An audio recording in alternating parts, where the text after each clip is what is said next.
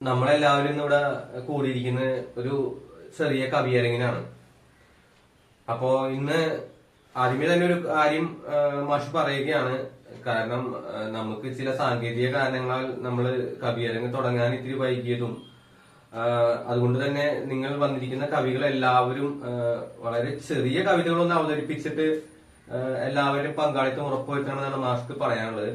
പിന്നെ ഞാൻ ആദ്യത്തെ കവിയെ ക്ഷണിക്കുകയാണ്. അപ്പോ ഇന്ന് ഈ കവിയരങ്ങില് എന്റെ കൂടി ഒരു കവിത ഉൾപ്പെടുത്താൻ എന്നെ ക്ഷണിച്ചതിൽ എനിക്ക് വളരെയധികം സന്തോഷമുണ്ട്. ആദ്യം തന്നെ മാഷിനോട് പ്രത്യേകം നന്ദി പറയുകയാണ് ഞാൻ. കാരണം എന്താന്ന് വെച്ചാൽ മാഷ് പറഞ്ഞ പോലെ സമയക്കുറവിന്റെ കാര്യം ഞാൻ മനസ്സിലാക്കുന്നുണ്ട് കേട്ടോ. അപ്പൊ ഞാൻ വളരെ ചുരുക്കി തന്നെയാണ് പറയുന്നത്. അപ്പോട്ടാ വളരെ ചുരുക്കി പറയുന്നത്. എന്നാലും ഒരു രണ്ടു വാക്ക് പറയാതെ പറ്റില്ലല്ലോ, അതുകൊണ്ട് മാത്രമാണ് എനിക്ക് പറയുന്നത്.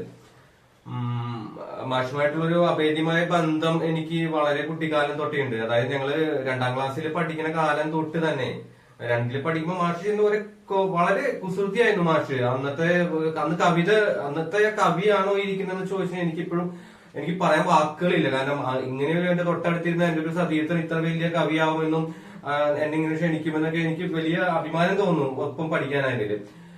അപ്പൊ അങ്ങനെ മാഷിനെ വീട്ടിൽ 2ാം ക്ലാസ്സിലെ ഓർമ്മകൾ ഞാൻ പങ്കുവെച്ചു. ഇനി 3ാം ക്ലാസ്സിലേക്ക് ഞാൻ വരട്ടെ. 3ാം ക്ലാസ്സിൽ പഠിക്കുമ്പോൾ മാഷ് ഭയങ്കര വികൃതിയായിരുന്നു കേട്ടോ. ഭയങ്കര വികൃതിയായിരുന്നു. അങ്ങനെ ഞങ്ങളുടെ വികൃതി തരങ്ങളൊക്കെ ഞങ്ങൾ അങ്ങനെ ഗ്രൗണ്ടിലൊക്കെ അങ്ങനെ പോയി അങ്ങനെ സമയം കൂടുന്നുണ്ടല്ലോ. പക്ഷെ ഓക്കെ ശരി, ഇപ്പൊ ചുരുക്കി പറയുന്നുള്ളൂ. അങ്ങനെയാണ് ഞാൻ 4ാം ക്ലാസ്സിൽ പഠിക്കുമ്പോഴാണ് ഞാൻ മാഷ്ട മറ്റൊരു കാര്യം, മാഷ ഒരു ലവ് ഇല്ലേ അത്. അപ്പൊ ലവിന്റെ വീട് നിങ്ങൾ അറിയും. നമ്മൾ ഇവിടുന്ന് വളവ് തിരിഞ്ഞിട്ട് കുറച്ച് അങ്ങോട്ട് പോയി കഴിയുമ്പോ അവരുടെ അങ്ങനെ പിന്നെ അങ്ങനെ 5ാം ക്ലാസ്സിൽ പഠിക്കുമ്പോഴാണ് മാഷ് ഇടിഞ്ഞു പോയി സൈക്കിൾ മേന്ന് വീണത്. അന്ന് ഞങ്ങള് കവിതയിലേക്ക് വരാം. ഞാൻ ചുരുക്കം മാഷിനോട് 2 വാക്ക് പറയട്ടെ എന്ന് പറഞ്ഞിട്ടാണ്.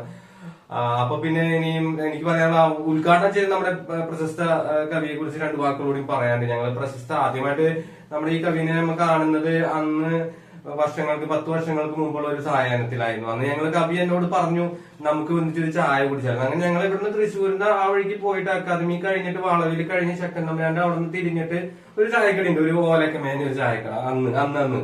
അപ്പൊ അവിടെ നിന്നാണ് ഞാൻ കവിയുടെ ഒന്ന് സംസാരിച്ചത്. ആ ഒരു ഓർമ്മ ഒരിക്കലും മറക്കാൻ പറ്റില്ല.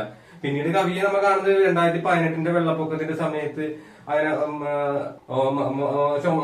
മനസ്സിലായി മാഷ് ചുമക്കുന്നുണ്ട്. അപ്പൊ സമയം അല്പം കൂടുന്നുണ്ടല്ലോ. ഓക്കെ, അപ്പൊ ഉദ്ഘാടനെ കുറിച്ച് എനിക്ക് ഞാൻ പിന്നീട് മറ്റൊരു അവസരത്തിൽ പറയാം. പിന്നെ നമ്മുടെ ബഹുമാനപ്പെട്ട അധ്യക്ഷൻ സാറിനെ കുറിച്ചൊരു വാക്കുകൂടി പറഞ്ഞില്ലെങ്കിൽ അതൊരു തീർച്ചയായിട്ടും ഒരു അധികപ്പറ്റായി മാറും. കാരണം നമ്മുടെ അധ്യക്ഷൻ എന്ന് പറഞ്ഞു കഴിഞ്ഞാൽ നമുക്ക് എന്നും ഓർമ്മിക്കാനുള്ള ഓക്കെ ശരി. ഞാൻ കവിതയെ കുറിച്ച് പറയാം. ഞാനിപ്പോ അവതരിപ്പിക്കുന്ന എന്റെ കവിത എന്ന് വെച്ച് കഴിഞ്ഞാല് പ്രളയ ഭൂമിയിലൂടെ എന്നുള്ളൊരു കവിയാണ്. നമുക്കറിയാം പ്രളയം 2018 എങ്ങനെയാണ് കേരള ജനതയെ ഉലച്ചെന്ന് നമുക്കറിയാം. ആ ഉലച്ചിലിന്റെ ആഘാതം എന്റെ ഹൃദയങ്ങളിൽ തട്ടിയിട്ട് എന്റെ മസ്തിഷ്കങ്ങളിൽ കൂടി അതിന് ഒഴുകുകയായിരുന്നു. കവിത എഴുതുമ്പോൾ ഞാൻ ഇത് കരയുകയായിരുന്നു. അപ്പൊ ആ കവിതയെ കുറിച്ച് പറയുകയാണെങ്കിൽ ഞാൻ ഇന്ന് രാത്രിയിൽ 12 മണിക്ക് തുടങ്ങിയിരുന്നു വളരെ ശക്തമായിരുന്നു അതിനെക്കുറിച്ച് ചിന്തിച്ച് വേദനിച്ചും അങ്ങനെയൊക്കെയാണ് ഞാൻ അന്ന് ആ കവിത 2018 ശേഷം ഞാൻ ആ കവിത പൂർത്തിയാക്കുന്നത്. അപ്പോ പ്രളയഭൂമിയിലൂടെ എന്ന് പറയുമ്പോ തന്നെ നമുക്ക് നടുങ്ങുന്നൊരു വിങ്ങുന്നൊരു കാഴ്ചപ്പാടാണ്. ഓക്കെ ഓക്കെ, എന്നാലും കവിതയെ കുറിച്ച് 2 വാക്ക് മുന്നേ പറഞ്ഞില്ലെങ്കിൽ മനസ്സിലാവില്ല നമ്മുടെ ആൾക്കാർക്ക്. അപ്പൊ വളരെ ഇത്രയേ ഉള്ളൂ, വളരെ ചെറിയൊരു കവിതയാണ് ഞാൻ പറയുന്നത്. അപ്പൊ ഞാൻ എന്തായാലും ഒന്ന് ചൊല്ലല്ലോ, ഒരു വായിക്കാവുന്ന ടൈപ്പ് കവിതയാണോ, ചെറുത്താണ്, പേടിക്കണ്ട.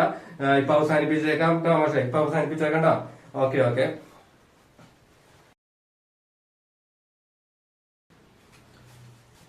ഞാൻ പറഞ്ഞില്ലേ വളരെ ചെറിയൊരു കവിതയാണ്, ചെറിയൊരു കവിതയാണ്.